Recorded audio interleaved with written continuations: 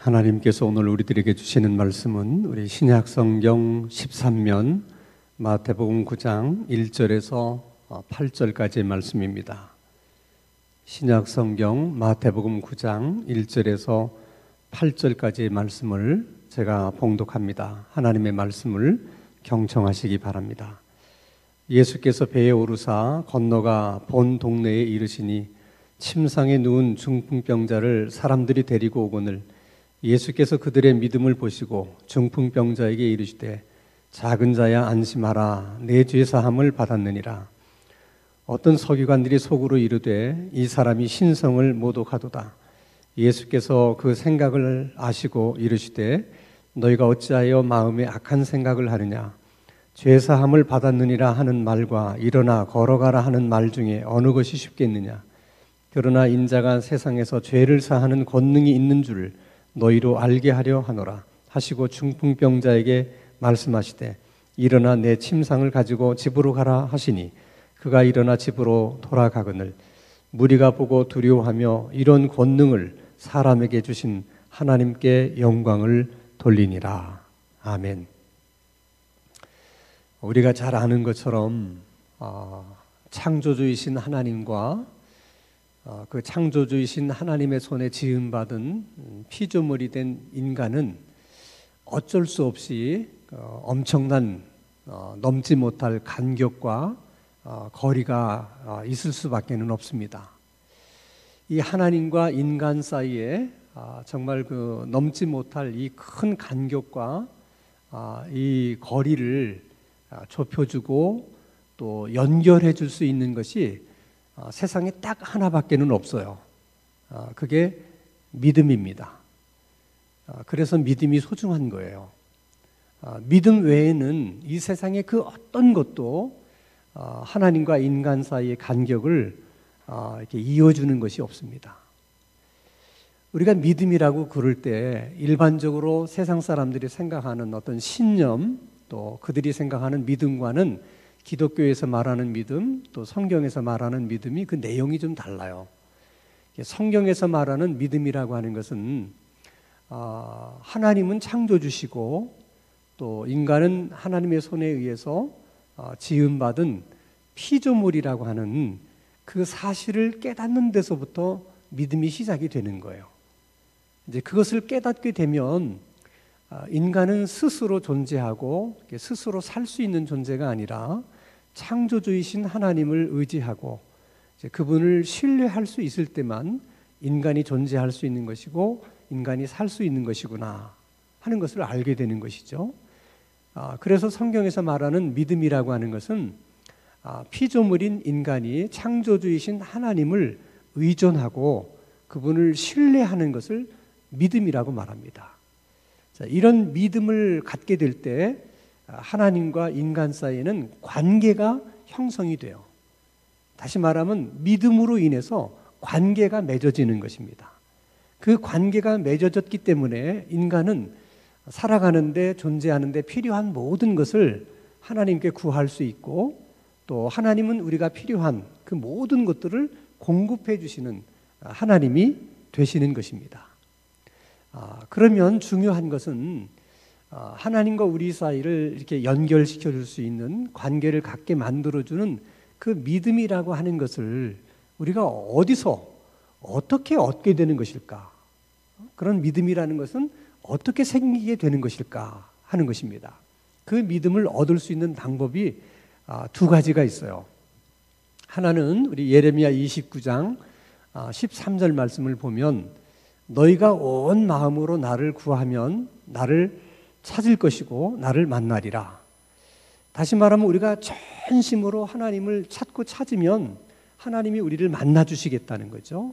하나님이 우리를 만나 주신다고 하는 말씀은 하나님이 우리에게 믿음을 주신다는 거예요. 그래서 하나님을 만날 수 있는 것이죠. 하나님과 관계를 맺을 수 있다고 하는 것입니다.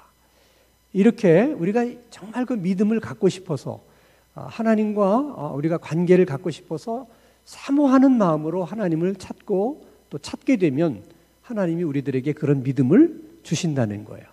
그때 믿음이 생기는 것입니다.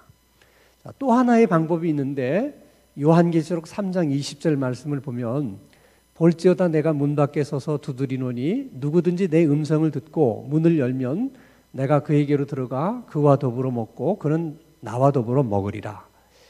첫 번째 방법은 우리가 하나님을 찾아가는 방법이에요.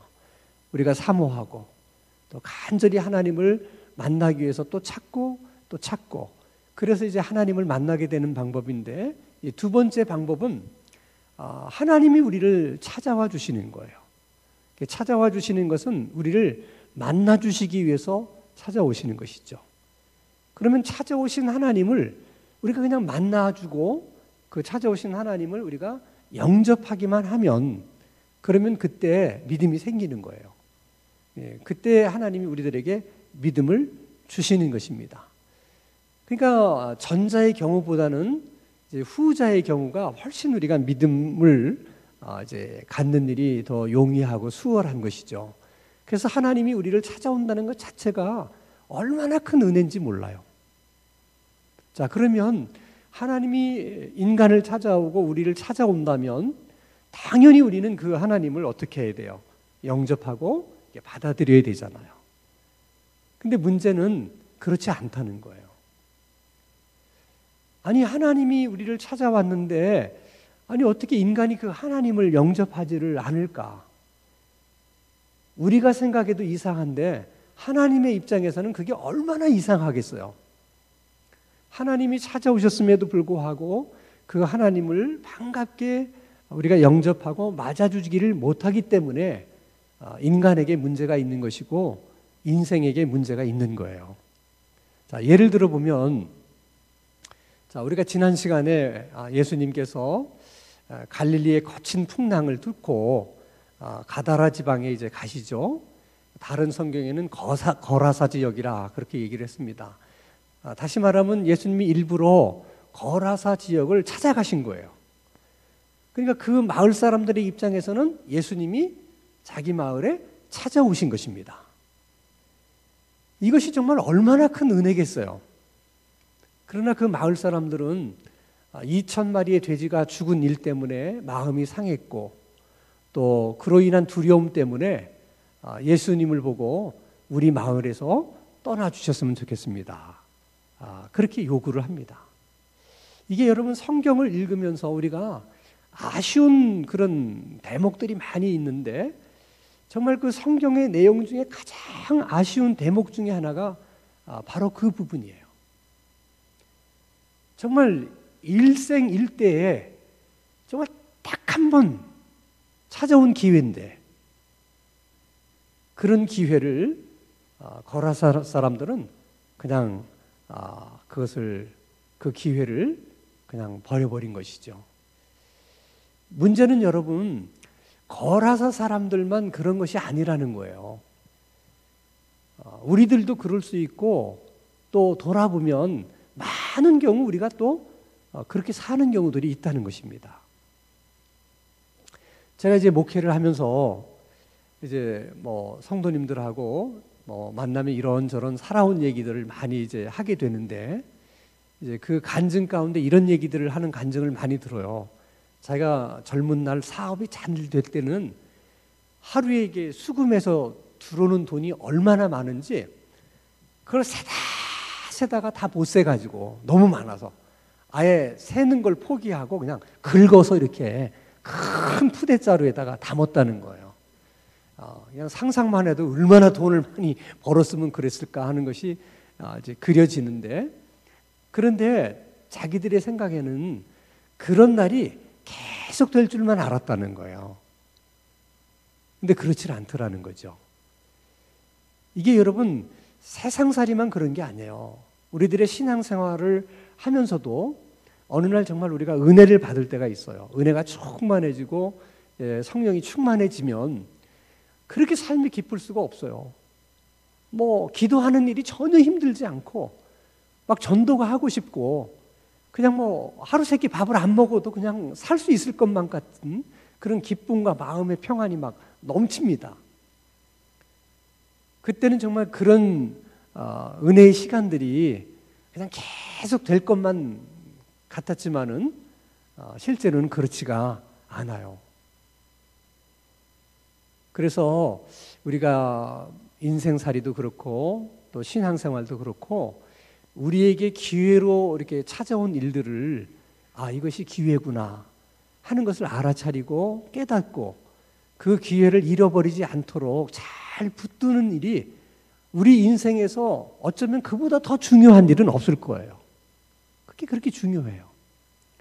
자, 예를 들면 여러분 아가서에 참 애절한 말씀이 기록이 되어 있는데 아가서 5장 2절 말씀부터 이제 6절까지를 한번 제가 읽겠습니다. 내가 잘지라도 마음은 깨었는데 나의 사랑하는 자의 소리가 들리는구나. 문을 두드려 이르기를 나의 누이 나의 사랑 나의 비둘기 나의 완전한 자야 문을 열어다오. 내 머리에는 이슬이 내 머리털에는 밤이슬이 가득하였다 하는구나. 내가 옷을 벗었으니 어찌 다시 입겠으며 내가 발을 씻었으니 어찌 다시 더럽히랴마는 내 사랑하는 자가 내 문틈으로 손을 들이밀매 내 마음이 움직여서 일어나 내 사랑하는 자를 위하여 문을 열 때 몰약이 내 손에서 몰약의 집이 내 손가락에서 문빗장에 떨어지는구나. 내가 내 사랑하는 자를 위하여 문을 열었으나 그는 벌써 물러갔네. 그가 말할 때에 내 혼이 나갔구나. 내가 그를 찾아도 못 만났고 불러도 응답이 없었노라. 예를 들면 여러분 어느 날 우리가 이제 샤워를 다 하고 잠옷으로 갈아입고 잠자리에 이제 누웠는데 갑자기 성령이 또 하나님이 우리 마음속에 이제 기도하고 싶은 큰 열망을 부어주실 때가 있어요. 그러면 그때 우리가 벌떡 일어나서 이제 기도를 해야 되는데 이미 내가 다 샤워도 했고 이제 잠옷도 갈아입고 이제 누워서 몸은 나른하고 피곤한데 생각을 해보는 거죠. 이런 컨디션으로 뭐 기도를 하면 얼마나 기도가 잘 되겠나. 그러니까 차라리 그냥 오늘 푹 자고 내일 아침에 맑은 정신으로 내가 열심히 하나님 앞에 기도해야 되겠다. 그리고 푹 잤어요. 아침에 일어나니까 정말 맑은 정신이 들었어요. 근데 뭐만 없어요. 기도하고 싶은 마음만 없어진 거예요. 그러니까 아가서의 말씀 그대로예요. 그러니까 하나님이 우리들에게 어떤 마음을 주시든 그 마음을 주셨을 때 즉시 순종해야 되는데 우리가 그러지를 못하는 거예요. 그게 기회인 줄을 모르는 거예요. 그냥 그 마음이 내일 아침 일어나서도 여전히 내 속에 있을 거라고 생각하는 거예요. 그래서 여러분, 하나님은 수도 없이 여러분들에게 많은 기회를 주실 거예요. 또 이미 기회를 주셨음에도 불구하고 우리가 그것을 기회라고 깨닫지 못하고 그냥 흘려보낸 기회들도 많이 있을 거예요. 바라기는 우리가 신앙생활하면서 하나님 내게 은혜를 주시든 무엇을 주시든 그것이 내게 주신 기회라고 하는 것을 내가 알아차리고 깨달을 수 있는 그런 은혜를 주시고 그것이 은혜라고 여겼을 때 즉시 순종하고 그걸 잃어버리지 않도록 끝까지 붙들 수 있는 그런 은혜도 우리에게 있게 하여 주시옵소서. 그렇게 기도하며 살아가는 우리들의 신앙생활이 될 수 있기를 주님의 이름으로 축원합니다. 자, 거라사 지역의 사람들이 예수님이 자기 지역에서 떠나주기를 이제 간청을 하니까 어쩔 수 없이 예수님이 돌아오십니다. 그 얘기가 오늘 본문 9장 1절이에요. 예수께서 배에 오르사 건너가 무슨 동네에? 본 동네에 이르렀다. 이 본 동네라고 하는 것은 가버나움을 말합니다. 가버나움에서 거라사 지역에 가셨다가 그쪽에서 이제 그들이 영접하지 않으니까 다시 가버나움으로 돌아오셨어요. 자, 예수님의 공생애 가운데 3분의 2나 되는 많은 시간을 예수님은 갈릴리 지역에서 사역을 하셨어요. 그리고 또 놀라운 것은 그 갈릴리 사역에서 3분의 2의 시간을 보내셨는데 그 갈릴리 지역에서 보낸 3분의 2 시간 가운데 3분의 2는 가버나움에서 보낸 시간들이에요. 그러니까 신약 시대에 가장 그 하나님의 복을 받은 도시가 있다면, 마을이 있다면 가버나움입니다. 그러니까 예수님의 공생애 가운데 가장 많은 시간을 가버나움에 있는 사람들과 함께 주님이 보내신 거예요. 얼마나 많은 말씀을 가르쳤겠습니까? 얼마나 많은 기적들을 보여주었겠습니까? 얼마나 많은 은혜를 가버나움 사람들에게 주셨겠습니까? 그러나 우리가 기대하는 것처럼 가버나움은 그처럼 주님의 많은 은혜를 체험하고 기적을 보았지만은 그렇게 기대처럼 믿음 있는 사람들이 되지는 못했어요. 그래서 예수님이 어느 날 그런 가버나움 사람들의 모습을 보면서 애통해하고 마음을 치시면서 이렇게 말씀을 합니다. 누가복음 10장 13절 말씀을 봅니다. 화 있을진저 고라시나 화 있을진저 베세다야 너희에게 행한 모든 권능을 두로와 시도에서 행하였더라면 그들이 벌써 베옷을 입고 제에 앉아 회개하였으리라. 심판때에 두로와 시돈이 너희보다 견디기가 쉬우리라. 가버나움아 내가 하늘에까지 높아지겠느냐 음부에까지 낮아지리라. 지금 주님이 말씀하시는 고라신, 베세다, 가버나움은 다 갈릴리 바다를 끼고 있는 마을들이에요. 그러니까 예수님이 공생의 3분의 1을 주로 갈릴리 지역에서 보내셨기 때문에 이런 마을들에게 주님이 베푸신 은혜가 엄청난 거예요. 근데 그렇게 많은 은혜를 받고도 그들은 그 은혜를 은혜되게 하지 못했다는 거예요. 그걸 보면서 주님의 마음이 너무 아파서 얘기하는 거예요. 내가 차라리 너희들에게 베풀었던 그 은혜를 이스라엘 땅도 아닌 저 이방 지역, 너희들이 죄인 취급하는 두로와 시돈에 가서 내가 그런 기적을 행하고 은혜를 베풀었더라면 그들이 벌써 죄를 뒤집어 쓰고 하나님 앞에 나가 회개하고 그들이 그 은혜를 다 받아들였을 것이다. 이제 그런 아픈 마음을 지금 예수님이 말씀하시는 것이죠.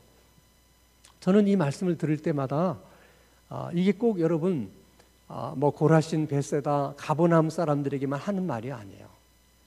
어쩌면 여러분 지금까지 하나님이 우리들에게 주셨던 그 은혜, 또 우리와 함께 하셨던 그런 많은 것들을 차라리 믿지 않았던 내 친구, 믿지 않고 있는 내 친척, 아니면 어떤 다른 사람에게 그렇게 했더라면 그들이 훨씬 우리보다도 지금 예수 잘 믿는 사람이 되어 있을 수도 있고 훨씬 바른 신앙생활을 하는 그런 사람이 되어 있을 수도 있다는 거예요. 우리는 하나님께 은혜를 받은 것을 너무나 당연하게 생각하고 이것이 얼마나 소중한지 귀한지를 생각하지 못하면서 정말 고라신과 베세다와 가버나움 마을의 주민처럼 그렇게 살고 있는 것은 아닌가 그런 생각이 들 때가 많아요. 그래서 여러분 신앙생활도 모르는 일이에요. 지금은 은혜를 많이 받았다, 많은 기적 체험했다, 어느 교회는 하나님의 은혜가 넘쳐서 교회가 크게 부흥한다. 끝까지 가봐야 돼요. 가버나움처럼 되지 말라는 법이 없어요, 여러분. 그래서 믿음은 끝까지 그 믿음을 지키고 끝까지 믿음을 버리지 않는 일이 중요한 거예요. 나는 우리 신당중앙교회 성도님들의 믿음이 다 그런 믿음이 될 수 있기를 주님의 이름으로 축원합니다. 자, 여러분 거라사 지역에서 거절당하시고 다시 가버나움으로 돌아오신 그 예수님의 마음이 어떠셨겠어요? 얼마나 마음이 상하셨겠습니까? 그런데 놀라운 것은 예수님이 가버나움에 다시 돌아오셨을 때 사람들이 많이 그 예수님을 기다리고 있었다는 거예요. 그래서 예수님이 돌아오셨다는 소문이 나니까 그 소문을 듣고 엄청나게 많은 사람들이 예수님이 있는 곳으로 몰려 들어온 거예요. 그러니까 여러분 거라사에서 영접하지 않아서 다시 가버나움으로 오실 때만 하더라도 마음이 참 서운하고 섭섭하셨을 텐데 가버나움 사람들이 그렇게 예수님을 영접해주고 많은 사람이 말씀을 들으려고 모일 때만 하더라도 주님의 마음이 얼마나 좋았겠어요. 그래서 예수님이 또 그들에게 열심히 하나님 나라의 복음을 전하고 말씀을 가르치고 그렇게 하신 것입니다. 근데 그날 그런 상황에서 아무도 생각할 수 없었던 일이 일어나요. 그 사건을 이제 오늘 마태복음 9장 2절에서 이렇게 얘기를 합니다. 자, 침상에 누운 중풍병자를 사람들이 데리고 오거늘 예수께서 그 믿음을 보시고 중풍병자에게 이르시되 작은 자여 안심하라 내 죄사함을 받았느니라 이런 말씀하십니다. 근데 이렇게 읽어보면 침상에 누운 중풍병자를 사람들이 데리고 왔는데 몇 사람이 데리고 온 건지 또 침상에 누운 그 중풍병자를 어떤 방법으로 예수님께 데리고 온 건지 이제 이런 것들은 이제 정확하게 기록이 안 돼 있어서 알 수가 없어요. 그래서 우리가 이제 성경을 읽을 때는 마태복음도 읽어보고 마가복음도 읽어보고 누가복음도 읽어봐야 되는 것은 똑같은 사건이지만은 복음서에 따라서 조금씩 설명을 다르게 해요. 그래서 마가복음 2장에 보면 이 부분을 상세하게 설명을 해주고 있습니다. 마가복음 2장 1절 2절 보면 수일 후에 예수께서 다시 가버나움에 들어가시니 집에 계시다는 소문이 들린지라 많은 사람이 모여서 문 앞까지도 들어설 자리가 없게 되었는데 예수께서 그들에게 도를 말씀하시더라. 자, 그 상황은 어느 집에 들어가셔서 예수님이 말씀을 전하는데 그 집에는 방도 있고 뭐 마당도 있지 않겠어요. 뭐 대문도 있을 거고. 근데 사람들이 너무 몰려와서 있다 보니까 아주 대문 앞까지 사람들이 꽉 차 있었다는 거죠. 자, 그런 상황에서 계속해서 3절 4절을 보면 사람들이 한 중풍병자를 몇 사람이 4사람이 그 중풍병자를 이제 예수님께로 데리고 왔는데 어떤 방법으로 메워 가지고 왔다는 거죠. 침상을 메고서 왔다. 그리고서 그들을 예수님을 만나기가 어려우니까 지붕으로 올라가서 지붕을 뜯고 구멍을 내고 중풍병자를 그 누인 침상을 이렇게 예수님이 있는 곳으로 달아내렸다. 이제 그런 얘기를 지금 하고 있는 것입니다. 자, 여기서 중요한 것은 예수님께서 그 4명의 친구들을 보시면서 말씀하세요. 그들의 믿음을 보시고 그 중풍병자에게 내 죄사함을 받았다. 다시 말하면 치유를 해주시는 것이죠. 자, 그럴 때 그 4친구가 어떤 믿음이 있었길래 예수님이 그 4명의 친구의 믿음을 보고 중풍병자를 고쳐주셨을까? 다시 말하면 예수님은 그 4사람의 어떤 것을 보고 그걸 믿음이라고 생각하셔가지고 그들의 믿음을 보시고 이제 그렇게 말씀하셨을까 하는 것이고, 또 한 가지는 분명히 예수님은 그들의 믿음을 보시고 중풍병자를 고쳐주셨는데 그러면 그 4명의 친구만 믿음이 있었고 그러면 중풍병자는 믿음이 없었을까? 그것도 한번 같이 생각해 봐야 될 문제예요. 자, 로마서 10장 17절 말씀을 보면 믿음은 들음에서 난다 그래요. 믿음의 시작은 듣는 데서부터 시작이 되는 거죠. 그러니까 이 4명의 친구의 믿음은 어디서부터 시작됐냐면 예수님에 대한 소문을 듣는 데서부터 시작된 거예요. 그 예수님의 소문이라는 것은 뭐 예수님이 뭐 백부장의 하인의 중풍병도 고쳐줬고 또 뭐 나병 걸린 자도 고쳐주고 뭐 이런 얘기들을 들은 거죠. 자, 그러면 그 소문을 중풍병자는 못 들었는데 4명의 친구만 들었을 수도 있고, 아니면 중풍병자만 듣고 4명의 친구는 못 들을 수도 있고, 아니면 중풍병자도 들었고 4명의 친구도 들을 수 있었고, 가능성은 여러 가지가 있을 수 있는 거죠. 하나씩 다 생각해 볼 필요가 있어요. 자, 중풍병자가 누워 있는데 뭐 가족들이 예수님에 대한 얘기를 듣고 중풍병자에게 얘기할 수 있겠죠. 야, 백부장의 그 하인도 예수님이 고쳐주셨단다. 같은 중풍병을 앓고 있는 이 중풍병자에게는 그것처럼 큰 복음이 어디 있겠습니까? 그러나 자기는 자기가 걸어서 예수님께 갈 수는 없잖아요. 누워 있으니까. 그러니까 아마 친한 친구들을 불러서 4명의 친구를 불러서 야, 내가 이런 얘기를 들었는데 너희도 그런 얘기를 들었느냐? 나를 좀 예수님에게 데려다 줄 수 없겠느냐? 뭐 그렇게 말할 수 있는 가능성이 충분히 있죠.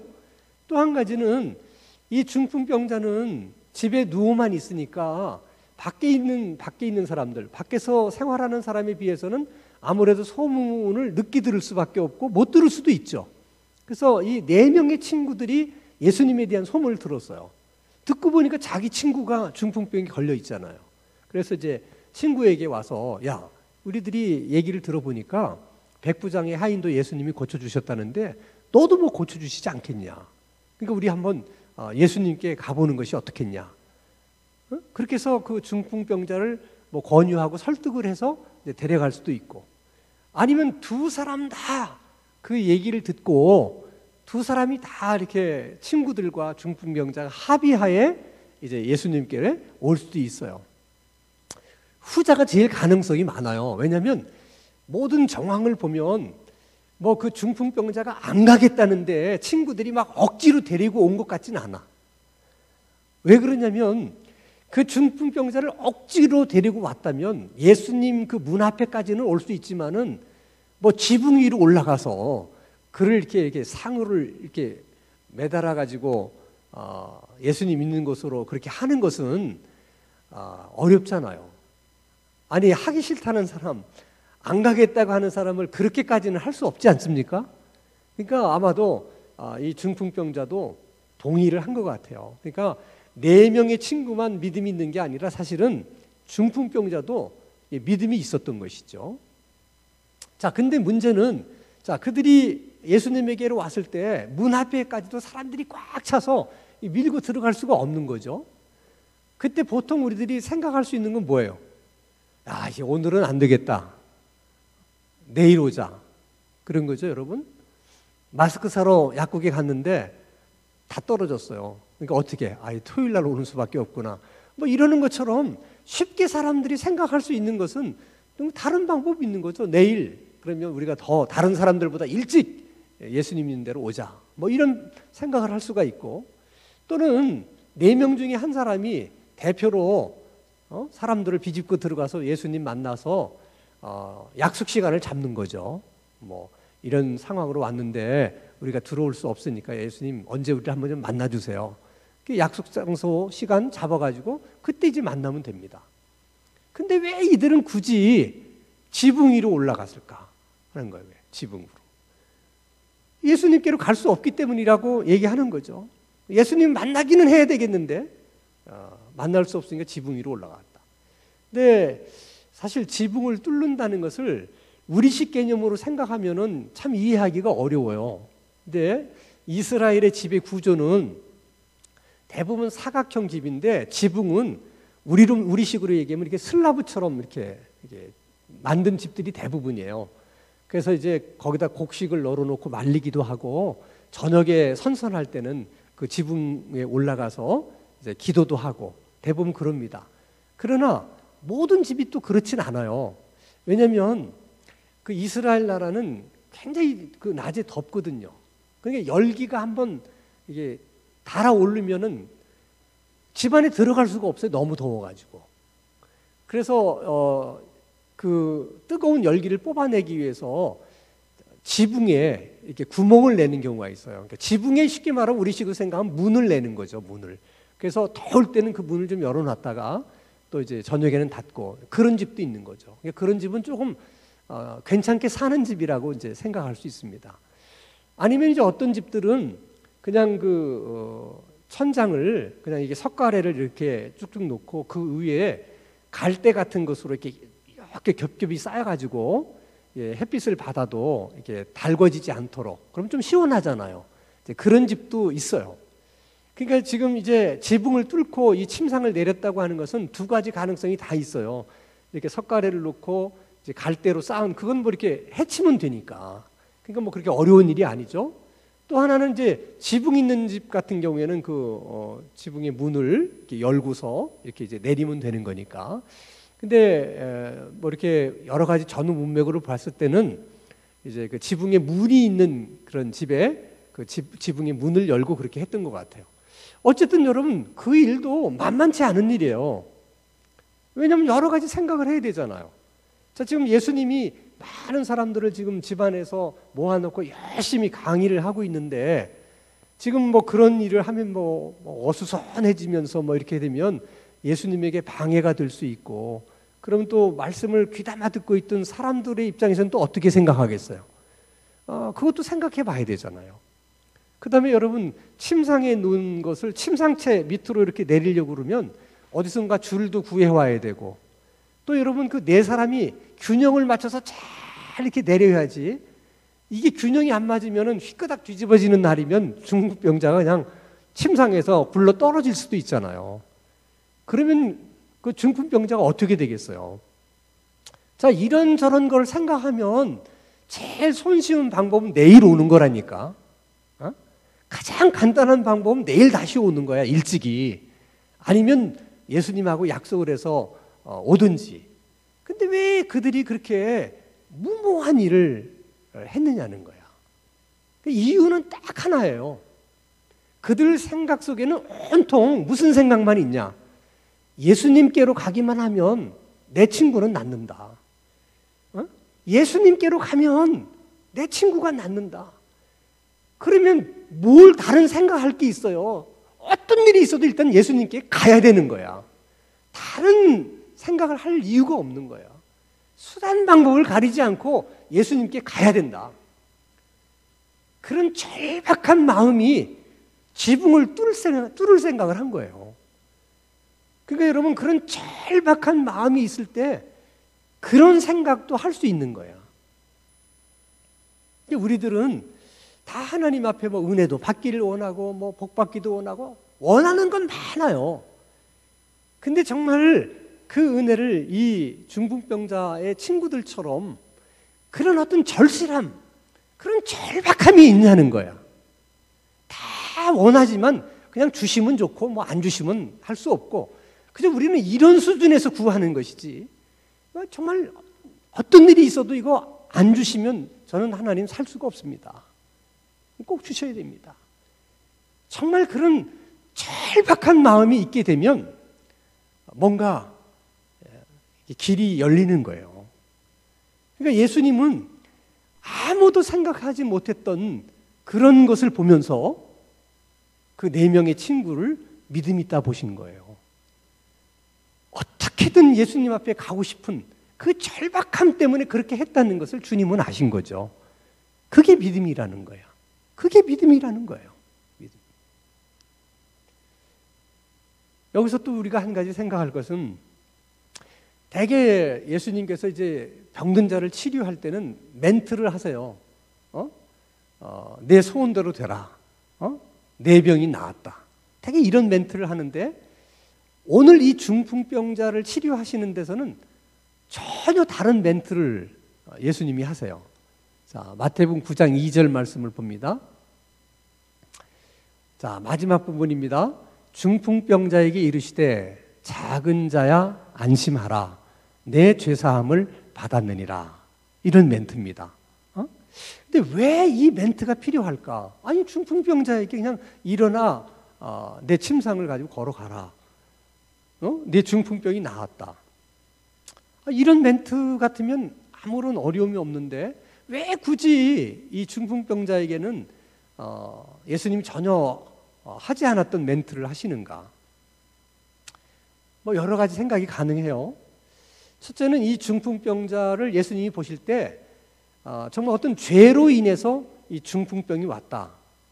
그렇기 때문에 중풍병을 고치는 것을 두고 가장 먼저 해야 될 것이 죄를 용서받는 것, 죄사함을 받는 것이다. 이렇게 판단을 하셨을 수도 있고, 이 중풍병이 죄하고는 아무런 관련이 없는 병인데도 그 당시 일반 사람들이 가지고 있는 생각, 그 인식은 질병은 죄와 관련이 되어 있다. 특히 물치의 질병은 이건 하나님의 심판이나 벌을 받아서 생기는 병이다. 이런 일반적인 인식들이 있었어요. 그러니까 대부분의 사람들이 그렇게 생각을 하니까 이 중풍병자는 자기가 어떤 특별한 죄를 지어서 중풍병에 걸린 것은 아니지만 대부분의 사람들이 그런 인식을 하기 때문에 본인도 뭐 어떻게 생각해? 이거 내가 뭔가 죄가 있어서 내가 이렇게 중풍병으로 내가 이렇게 하는구나. 평생 이 중풍병자는 죄책감에 고통을 받는 것이죠. 그리고 사람들이 자기를 볼 때마다 어떻게 보겠어요? 저놈은 죄가 많아가지고 말이야 저렇게 된 거야. 그러니까 사람들의 그 시선을 볼 때마다 이 죄책감이 드는 거예요. 그러니까 예수님이 중풍병자의 그런 마음을 다 이제 헤아리시는 것이죠. 그래서 많은 사람들 앞에서 뭐라고 얘기해요? 안심하라 이렇게 얘기하잖아요. 지금 안심하라는 그 말씀은 지금 이 중풍병자가 많은 사람들의 시선을 두려워하고 있는 거예요. 죄인으로 바라보는 그 시선이. 그래서 예수님이 안심하라. 그러면서 그 죄책감으로부터 해방시켜 주는 거죠. 내세의 사함을 받았다. 그러니까 이 중풍병자는 중풍병을 고치는 것만 중요한 게 아니라 마음의 병, 늘 죄책감에 고통받고 있던 그 마음의 병을 치유하는 것도 중요하다는 거예요. 그러니까 주님은 참 배려가 크신 분이에요. 그냥 중풍병자 왔으면 그냥 중풍병 고쳐주면 되는데 딱 보시고 이 중풍병자는 육신의 병만 고치는 것으로 되는 게 아니다. 마음의 병도 고쳐줘야 된다. 그래서 새로운 멘트를 쓴 거잖아요. 근데 그 새로운 멘트라는 것이 사실은 예수님에게는 엄청난 부담을 줄 수 있는 멘트라는 거야. 왜 그러느냐? 자, 오늘 본문 3절을 보세요. 어떤 서기관들이 속으로 이르되 이 사람이 신성을 모독하도다. 자, 서기관들이라고 하는 것은 율법학자들을 말하는데 이 사람들이 지금 많은 사람들이 모여 있는 자리에 끼어들었어요. 왜 그들이 거기 있었겠습니까? 예수님에게 뭔가 책 잡을 일이 없을까? 그것 때문에 그들이 지금 보고 있는데 예수님이 뭐라고 얘기하냐면 소자야 내 죄 사함을 받았느니라 하고 예수님이 죄를 용서해 주신 거예요. 그런데 율법에 의하면 죄는 누구만 용서해 줄 수 있어요? 하나님만이 죄를 용서해 줄 수 있는데 예수님이 지금 자기가 소자야 내 죄를 이제 용서한다 사함을 받았다 이렇게 얘기하니까 서기관의 입장에서 보면 예수가 자기가 하나님이라는 거야 지금? 아니 사람이 하나님이라고 하나님인 척하면서 죄를 용서해 준다고 하니까 이거는 그야말로 신성모독이야. 하나님을 모독하는 거야. 인간이 어떻게 하나님이라고 말할 수 있느냐? 그러면 율법에서는 죄 가운데 가장 무거운 죄가 신성모독죄예요. 모독한 죄를 범하면 이거는 법정에 갈 필요도 없어요. 그 신성모독하는 얘기를 듣는 순간 돌을 들어서 그 사람에게 집어 던져도 돼요. 그런 형벌을 가해도 아무도 문제를 삼지 않아요. 근데 오늘 문제는 이거 신성모독인데? 그러면 돌을 들어서 예수님에게 던져야 되잖아요. 근데 뭐라고 얘기하면 속으로만 그렇게 생각했다는 거예요. 그것은 돌을 들어서 예수님에게 던지지 못한 이유는 지금 그 집안에 꽉 차 있는 많은 사람들은 예수님을 선지자 중에 하나라고 여기고 지금 말씀을 달콤하게 듣고 있는데 거기다 대고 돌을 던진다고 하는 것은 서기관들에게도 이게 엄청 부담스러운 일이잖아요. 그리고 또 자기들이 이 예수를 미워하기는 하지만은 자기들도 율법학자니까 율법을 얼마나 많이 공부를 했겠습니까? 예수님은 율법학교도 나온 분이 아니야. 알아보니까 목수의 아들이야. 그런데도 어떻게 하나님의 말씀을 설명하고 가르치는데 어떻게 저렇게 탁월할 수 있냐? 그러니까 자기들도 약간 헷갈리는 부분이 있는 거야. 그렇지만은 전 위험한 인물이야. 근데 오늘 결정적인 단서를 우리가 잡았어. 응? 신성모독을 한 거야. 그러니까 언제든지 예수는 우리가 죽일 수 있다. 저거 죽여버려야 된다. 이런 생각을 마음속에 품게 된 거죠. 그래서 예수님이 4절에 이렇게 얘기를 해요. 예수께서 그 생각을 하시고 이르시되 너희가 어찌하여 마음에 악한 생각을 하느냐. 여기서 악한 생각이라고 하는 것은 예수님이 신성모독의 죄를 범했다. 그거를 악하다고 보는 게 아니에요. 그건 맞는 얘기예요. 적어도 서기관의 입장에서 보면. 근데 지금 악한 생각을 한 것은 예수님을 죽여야 된다. 응? 언젠가 기회가 되면 저를 죽여버려야 되겠다. 이런 생각을 마음속에 품고 있었다는 거예요. 응? 그것을 예수님이 아셨다는 거예요. 놀라운 것은 여러분, 예수님은, 우리 하나님은 우리의 생각도 다 아신다는 거예요. 이게 여러분 굉장히 하나님 앞에서는 두려운 일이에요. 그러니까 하나님이 우리가 무슨 생각을 하는지를 몰라서 그냥 가만히 내버려 두시는 게 아니라는 거예요. 다 아시면서도 때로는 그냥 인내하시고 또 뭐 기다려주시고 참아주시고 그러시는 거죠. 그러니까 하나님이 나의 모든 생각을 알고 계시는구나 하는 것을 생각하면 굉장히 두려워요, 사실은. 그러면 우리가 하나님 앞에서 적어도 더럽고 부끄러운 생각들을 가지면 안 돼요. 평소에 늘 하나님이 보실 때 부끄럽고 추한 그런 생각들에 가득 차 있는 우리가 뭐 필요할 때는 하나님 앞에 나가서 굉장히 거룩한 척 하며 기도하고 그런다는 것이 얼마나 위선적이겠어요. 물론 우리가 연약하기 때문에 뭐 그런 생각을 안 하려고 해도 이게 뭐 생각이 들 수도 있고 그래요. 그건 어쩔 수 없지만은 그러나 그렇게 하지 않으려고 하는 그런 어떤 노력은 있어야 된다는 거예요, 우리에게. 근데 아무런 그런 것에 대한 뭐 부담도 느끼지 않고 생각하고 싶은 대로 생각하고 다 그러고 나서 우리가 하나님 앞에 가서 뭘 한다고 하는 것이 이게 얼마나 하나님 앞에서 모순적이냐는 거예요. 생각이라고 하는 것은 여러분 우리가 무엇을 보느냐 무엇을 듣느냐로 만들어지는 거예요. 생각은. 그렇기 때문에 하나님 앞에 부끄럽지 않은 생각을 하려면 더러운 생각을 가지지 않으려고 그러면 보고 듣는 걸 잘해야 돼요. 우리가 들을 수 있다고 해서 다 들을 필요도 없고 볼 수 있다고 해서 다 볼 필요도 없는 거예요. 좀 가려 듣고 안 듣고 안 봐야 되는 것들이 너무 많아. 근데 여러분 세상에서는 그런 개념이 없으니까 그냥 얼마나 많은 부끄러운 그런 이야기, 부끄러운 그런 것들을 얼마나 많이 보여줍니까? 그런 속에서 우리가 살잖아요. 근데 적어도 크리스천들은 우리의 생각을 다 하나님이 아시니까 내가 저런 생각을 하면 안 되지. 저런 생각을 하지 않기 위해서는 난 저런 걸 안 볼 거야. 그리고 안 들을 거야. 그런 어떤 우리 나름대로의 그런 좀 부담감을 안고 사는 그런 모습들이 있어야 된다는 거예요. 여러분 정말 여러분 세상에서는 정말 보지 않아야 될 것들이 너무 많고 듣지 않아야 될 소리가 너무너무 많아요. 우리가 거기서 정말 우리가 그렇게 하지 않으려고 하는 노력이 없으면 우리도 믿지 않는 사람들하고 똑같이 그런 생각 다 할 수 있는 거죠.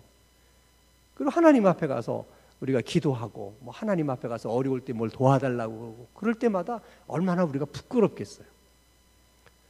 그러면 가장 좋은 방법은 우리가 하나님 앞에 바른 생각 또 좋은 생각을 하려면 좋은 것을 많이 봐야 돼. 그리고 좋은 얘기를 많이 들어야 돼. 근데 그런 좋은 소리, 좋은 광경을 어디서 가장 많이 볼 수 있겠어요? 그게 사실은 교회밖에 없어요, 여러분. 교회에서 보지 못하면 절대 세상에 어디 가서 여러분 보겠습니까? 그래서 교회가 중요한 거예요. 아무리 세상이 교회를 욕하고 뭐를 해도 교회를 소망이라고 말하는 것은 그래도 교회에서만이라도 그게 가능할 수 있다는 거예요. 그러니까 교인들 스스로가 서로가 좋은 얘기만 해서 좋은 얘기만 듣게 하고 좋은 모습만 보여서 좋은 모습만 자꾸 보게 해서 그런 생각만 가지도록 해야 되는 거야. 근데 교회 와서까지도 다른 사람에게 나쁜 얘기를 듣게 만들고 나쁜 것을 보게 만드는 것은 그게 사실 지금 주님이 말씀하신 대로 악한 거야, 그게. 세상에서는 그럴 수 있어요, 세상 사람들은. 그러나 하나님을 믿는 사람들은 그래서는 안 되는 거야. 응? 그래서 항상 내가 뭘 말할 때도 조심하고 내가 뭔가 행동할 때도 또 한번 조심하고 그럴 필요가 있다는 거예요. 그래서 세상에서는 우리가 좋은 얘기 많이 못 듣고 좋은 걸 많이 못 보더라도 교회에 와서 좋은 얘기를 많이 듣고 좋은 모습들을 많이 보게 되면 우리가 좋은 생각들을 자꾸 하게 되는 것이죠. 또 하나 여러분 생각과 관련해서 중요한 것은 하나님은 여러분이 뭘 생각하는지를 다 아신다는 거야. 그러니까 예배 시간에도 딴 생각을 하면 다 아시는 거죠, 하나님이. 근데 마귀는 몰라요, 그거를. 그게 이제 하나님과 마귀의 차이야. 그래서 마귀가 우리를 유혹하거나 우리를 시험에 들게 하려고 할 때는 반드시 우리의 생각을 먼저 알아내야 돼요. 우리의 생각을 모르면 절대 우리를 유혹하지 못합니다. 그러니까 마귀는 우리를 유혹하려고 하기 위해서 어떤 방법을 통해서든지 우리 생각을 알아내려고 해요. 이렇게도 찔러보고 다른 사람을 통해서도 이렇게 찌르고 그래서 알아보는 거야. 근데 그걸 뭘로 알아봐요? 내가 하는 말로 알아보는 거야. 그러니까 여러분, 예수 믿는 사람들이 막 화가 난다든지 뭐 한다든지 뭐 말이 나도 말만 하지 않아도 마귀에게 시험당하지는 않을 수 있어요. 응? 계속해서 우리가 이 말을 너무 그냥 해프게 하기 때문에 마귀로 하여금 우리를 시험하게 만들 수 있는 근거를 자꾸 우리가 주는 거야. 우리 스스로가. 그래서 계속 우리가 시험에 드는 거죠. 교회 안에서는 안 그렇습니까? 똑같아요. 시험에 드는데 목사, 장로, 권사, 집사가 필요 없어요. 왜냐하면 사탄의 그 권능보다 우리가 크질 않기 때문에 마음 먹고 달려들면 다 넘어져요. 그러니까 그런 시험에 들지 않기 위해서는 화가 나도 어떻게 하라고? 말이라도 하지 말라는 거예요. 말이라도. 그냥 말만 하지 않고 가만히 있어도 우리가 마귀에게 유혹을 당하거나 넘어가는 경우는 없을 수 있다는 거야. 그 부부 사이에서도 마찬가지예요. 하고 싶은 말을 다 하면 그거를 빌미로 해서 부부 싸움을 일으켜요. 만들어요. 미워하게 만들어요. 미움을 심어줘요. 그러니까 그럴 때도 말하지 말고 말하지 마. 말만 안 해도 돼. 자, 이제 오늘 말씀을 보면 예수님께서 죄사함을 받았느니라 하는 것이 예수님 자신에게도 큰 부담이 되는 말이지만은 그럼에도 불구하고 그 말씀을 하신 이유는 또 다른 이유가 있어요. 그게 이제 오늘 마가복음 9장 6절의 말씀 한번 같이 읽겠습니다. 시작. 그러나 인자가 세상에서 죄를 사하는 권능이 있는 줄을 너희에게 알게 하려 하노라. 이거예요. 내가 이 세상에 온 것은 병이나 고치기 위해서 온 것이 아니라는 거야. 예수님이 이 땅에 오신 가장 궁극적인 이유는 인간의 죄 문제를 해결해 주기 위해서 그 죄를 사해 주기 위해서 왔다는 거야. 그 말을 다른 말로 얘기하면 내가 메시아다. 지금 사람들 앞에서 그렇게 얘기하는 거예요. 그러니까 병고침을 받는 일이 중요해요. 그러나 병고침을 받는 일보다 100배나 더 중요한 일은 죄사함을 받는 거라는 거야. 그걸 알아야 된다는 거야. 근데 우리들은 죄 용서 받는다고 하는 것을 그렇게 진지하게 생각하거나 그렇게 중요하게 생각을 하질 않아요. 그 얘기는 내가 지은 죄를 죄라고 생각하지 않기 때문에 그래요.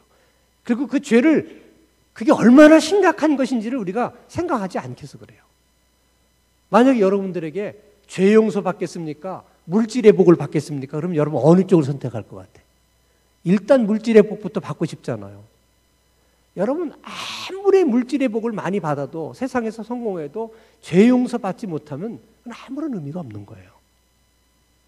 죄 용서 받아야 구원 받는 것이고 죄 용서 받아야 하나님 나라에서 영원히 살 수 있는 거예요. 그러니까 우리가 다른 것이 없다 하더라도 죄 용서를 받았다고 하는 것을 가장 소중하게 여길 줄 알아요. 스스로가. 근데 예수님께서 오늘 이 중풍병자를 고치면서 이제 내가 죄를 사하는 권세가 있다고 하는 것을 너희들에게 알게 하려 하노라 라고까지 말씀을 했는데 사람들의 반응이 궁금하죠.